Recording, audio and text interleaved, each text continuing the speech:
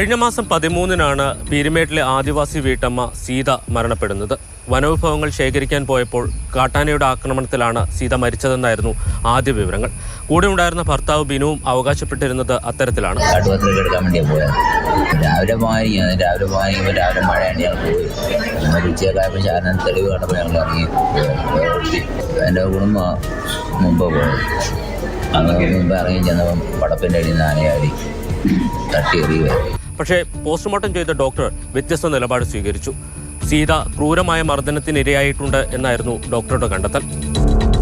Postmortem റിപ്പോർട്ടിന്റെ വിവരങ്ങളുടെ അടിസ്ഥാനത്തിൽ സീതയുടേത് കൊലപാതകമാണെന്ന് മാധ്യമങ്ങൾ റിപ്പോർട്ട് ചെയ്തിരുന്നു. എന്നാൽ പോലീസ് ഇത് സ്ഥിരീകരിക്കാൻ തയ്യാറായില്ല.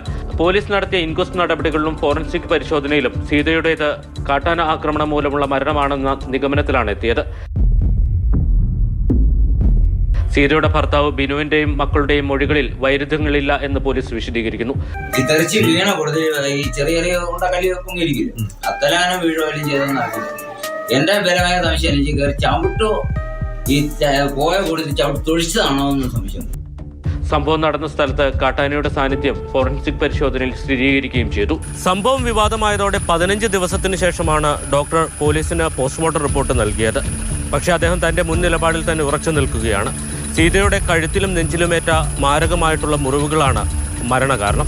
ഈ മരണപ്പെട്ട സ്ത്രീയുടെ മുറിവുകൾ കാണുമ്പോൾ തന്നെ സംശയം അന്നേരം തോന്നിയിരുന്നു. കാരണം ഒരു ബാഹ്യമായിട്ടൊരു പ്രകടമായ വലിയ മുറിവുകളൊന്നും ഇല്ലായിരുന്നു. തലയിലുണ്ടായിരുന്ന ഒരു മുറിവുണ്ടായിരുന്നു.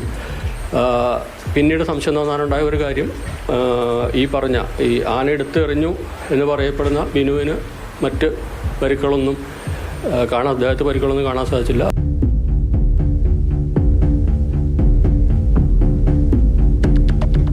സീതയുടെ ശരീരത്തിൽ 1 ഡസനിലധികം പരിക്കുകൾ ഉണ്ടെന്നാണ് റിപ്പോർട്ട്. തല പരുക്കനായ പ്രതലത്തിൽ ഇടിച്ചിട്ടുണ്ട്. വാരിയലുകൾ ഒടിഞ്ഞ് ശ്വാസകോശത്തിൽ കയറിയിരിക്കുന്നു. സീതയുടെ നാഭിക്ക് തൊഴിയേറ്റിട്ടുണ്ടെന്നുമാണ് കണ്ടെത്തൽ. ആന ചവിട്ടിയാണ് എൻ്റെ ഭാര്യ മരിക്കാനിടയായത് എന്ന് പ്രഖ്യാപിക്കുകയും അദ്ദേഹം തന്നെ ആ ശരീരം ആശുപത്രിയിൽ എത്തിക്കുകയും ചെയ്തു. സാധാരണയിൽ നിന്ന് വ്യത്യസ്തമായ ലക്ഷണങ്ങൾ കണ്ടപ്പോഴാണ് ഡോക്ടർമാർക്ക് സംശയമുണ്ടായത്. ആ സംശയത്തിൻ്റെ അടിസ്ഥാനത്തിലാണ് പോസ്റ്റ്മോർട്ടം നടത്തിയത്. പോസ്റ്റ്മോർട്ടത്തിൽ നിന്നും ഇത് കൊലപാതകമാണ് എന്ന് തെളിയുകയും ചെയ്തു. സീതയെ രക്ഷിക്കാനുള്ള ശ്രമത്തിനിടയിൽ പറ്റിയ ചില പരിക്കുകൾ ശരീരത്തിൽ ഉണ്ടാകാമെന്നാണ് പോലീസ് പറയുന്നത്. പോസ്റ്റ്മോർട്ടം റിപ്പോർട്ട് പഠിച്ച ശേഷം വിശദമായ അന്വേഷണത്തിലേക്ക് കടക്കാമെന്നാണ് പോലീസിന്റെ നിലപാട്. പീരുമേട് ഡിവൈഎസ്പിയുടെ നേതൃത്വത്തിലാണ് ഇപ്പോൾ അന്വേഷണം നടക്കുന്നത്.